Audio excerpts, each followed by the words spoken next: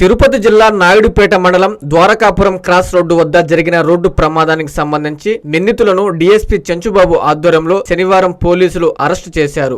ఓజిలి మండలం అతివరం గ్రామానికి చెందిన నలుగురు యువకులు పాత కక్షలతో హత్య చేసినట్లు విచారణలో తేలిందని డీఎస్పీ మీడియా సమావేశం ఏర్పాటు చేసి తెలిపారు. అతివరం గ్రామానికి చెందిన గురుమూర్తి, అనిల్ రెడ్డి అనే వ్యక్తులు బైక్ పై వెళ్తుండగా బొలెరో వాహనంతో నలుగురు యువకులు ఢీకొట్టినట్లు విచారణలో తేలిందన్నారు. ఈ మేరకు అనుమానాస్పద మృతిగా కేసు నమోదు చేసి దర్యాప్తు చేపట్టగా అసలు విషయం బయటపడిందని చెప్పారు. గురుమూర్తితో మనస్పర్ధలు ఉన్న కారణంగా మల్లి చందుకుమార్, మల్లి శ్రీనివాసులు, మల్లి శరత్, యలమల సాయి ఈ ఘటనకు పాల్పడినట్లు తెలియజేశారు. ఈ మేరకు నిందితులను అరెస్టు చేశామని డీఎస్పీ తెలిపారు. ఈ కార్యక్రమంలో CI Bobby, SI Adilakshmi, police సిబ్బంది ఉన్నారు.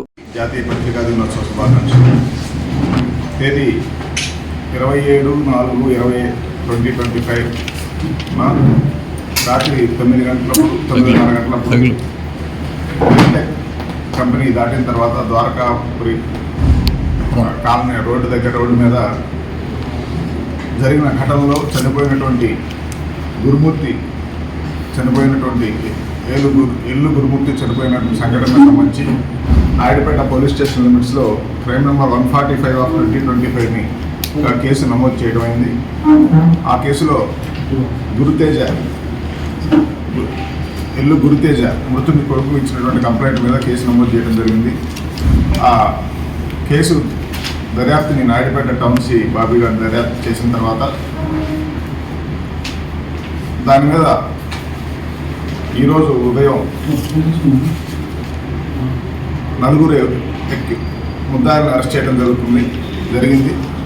వాళ్ళు Malli Chandu son of Babu, Malli Srinivasulu son of Kotaiah, Malli Sarath son of Chanchaiah, వీళ్ళ ముగ్గురు అక్కివారం విలేజ్ ఓజిలి మండలం. యలమల సాయి అని వీళ్ళ బంధువు నెల్లూరులో ఉంటాడు. ఈ నలుగురిని అరెస్ట్ చేయడం జరిగింది. ఆ కేసు పూర్వపరాలు చూసేటప్పటికి అత్తివరం విలేజ్లో అంతకుముందు ఉన్నటువంటి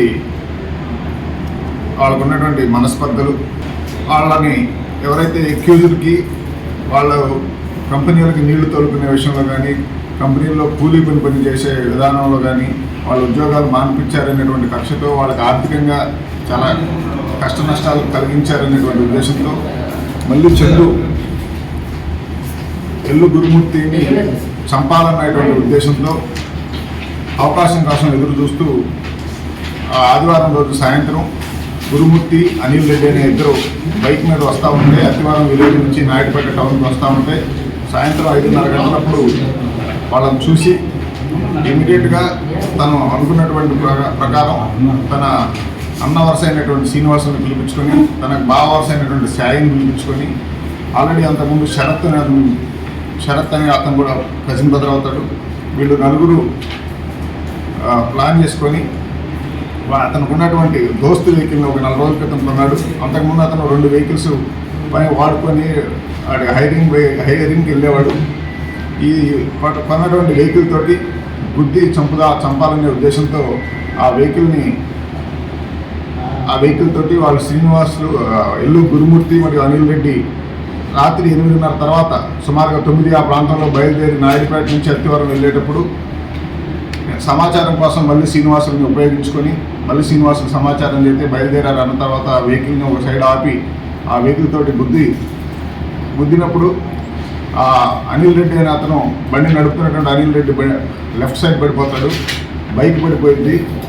బండిలో పిలియన్ రైడర్గా ఉన్నటువంటి గురుమూర్తి ఆ గుద్దటం వల్ల ఫోర్స్ పైకి ఎగిరి విండ్షీల్డ్ పడి ఆ తర్వాత ముందుండేటువంటి 2 చక్రాల మధ్యలో ఇరుక్కుపోయి అలా లాక్కొని వెళ్ళిపోతాడు వెహికల్ని, ఆ మనిషిని కూడా.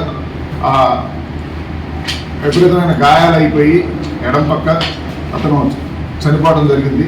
అది జరిగిన తర్వాత బండిని వదిలిపెట్టేసి వాళ్ళిద్దరూ పారిపోయి మళ్ళీ సీనియర్ అతను పికప్ చేసుకొని అక్కడి నుంచి దూరంగా బైక్ మీద వెళ్ళడం జరిగింది. సో ఆ కేసులో ఇది కావాలని చంపాలన్న ఉద్దేశంతో చేశారు కాబట్టి చేసి దాన్ని ఒక రోడ్ యాక్సిడెంట్ రూపంలో నమ్మించాలనేటువంటి ప్రయత్నం చేశారు. కానీ కేసు దర్యాప్తులో మొదటి నుంచి అది అనుమానం జరిగినటువంటి విధానాన్ని బట్టి, దానికి నంబర్ ప్లేట్ తీసేసిన దాన్ని బట్టి, దానికి సైడ్ ఉన్నటువంటి నంబర్ని రిమూవ్ చేసిన దాన్ని బట్టి ఈ అనేకటువంటి కారణాల వల్ల సీసీ కెమెరా ఫుటేజ్, టెక్నికల్గా వచ్చినటువంటి సీసీ కెమెరా ఎవిడెన్స్ వల్ల వీటన్నిటిని బట్టి వీళ్ళు కావాలని చంపాలన్న ఉద్దేశంతోనే అది చేశారు.